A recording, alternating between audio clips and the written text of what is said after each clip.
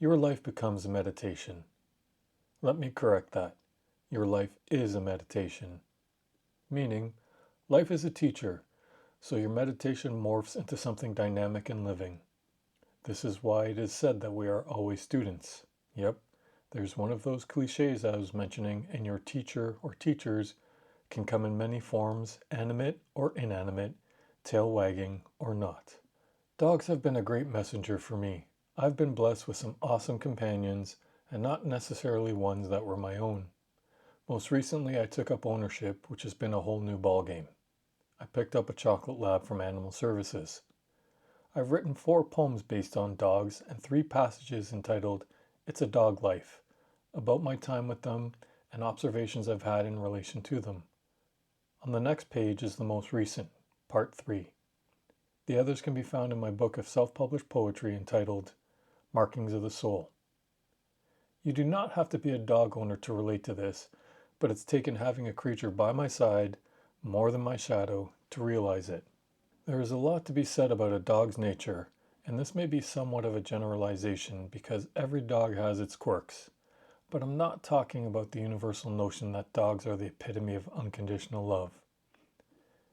There is a purity to a dog's nature expressed in their actions around simplicity that leaves me speechless and a bit ashamed too.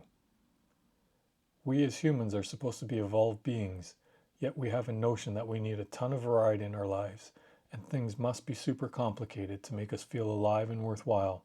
This dog finds such joy in just waking up in the morning that he does a happy dance every single day, rain or shine, unlike me who is not a morning person at all. I could take him on the same walk every day and he would never get bored. He can sniff the same bush 1,000 times and he never makes a face or complains about the monotony of this routine. Nor does he seek alternative realities to escape from the sights and sounds of nature. Yet this human nature of ours clearly requires distraction in many forms for some special reason. Perhaps I should be the one to start chasing squirrels. Additional aspects of growth derived from conversations with dog include the death of our first dog, luckily when I was in my early 20s. I say luckily because it wasn't the first time I'd been touched by death, but it makes no difference. Death has always been an opportunity to revisit principles of life, especially not taking life for granted. The death of our first dog taught me to begin to appreciate the moment or what that actually meant. You aren't able to hold on to the feelings associated with playing with a dog or sharing a snooze together. Efforts to recreate those feelings sometimes go unmatched. The feelings are evoked by the interaction, not a formulaic putting into place of elements that conspire to create them. Meaning, dog plus tossing ball does not always mean fun and laughter. Traits such as trust, respect, fear, and patience are elements of all healthy relationships, especially in the exploratory stages of relationship development. Sitting back and watching events unfold and having faith in the events to proceed in an organic, natural fashion has been one of the biggest lessons I've gained.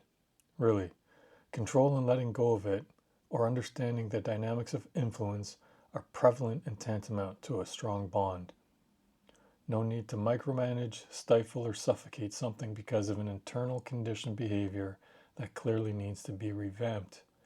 This sort of awareness is facilitated by meditation.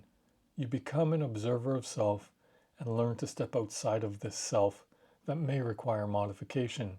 This leads to the biggest generalization of all things learnt from conversations with dogs.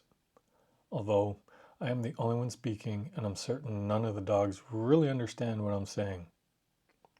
This concept of overriding early conditioning. Early conditioning meaning some behavior pattern we picked up during younger stages in our lives.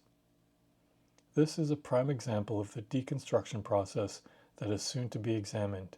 For the first 3 years, yep, sometimes temporary is measured in annual increments, my first reaction to a lot of Mustang's tendencies was anger.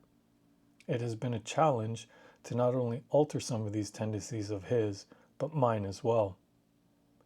Seeking to understand something can be like cultivating a plant. It will grow on its own, the branches sometimes require pruning, Other leaves just fall away by themselves. So, my understanding of why anger is the first reaction has taken time to resolve itself.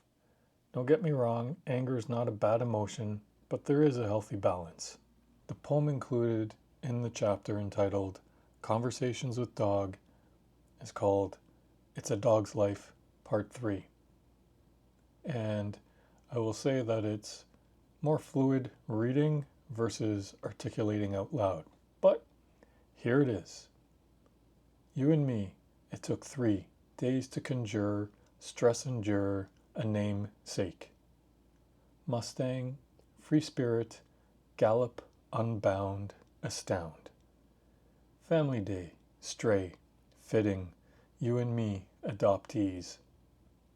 Headstrong, 3 years long, now a smile, man-child. Head butt, gentle nut, happy dance, wood prance, nature break, tail wake. Morning and night at the door. Greet, excited. My personal Yoda. Lessons innate, dawn till late, perked ears, shake a paw, welcoming cheers.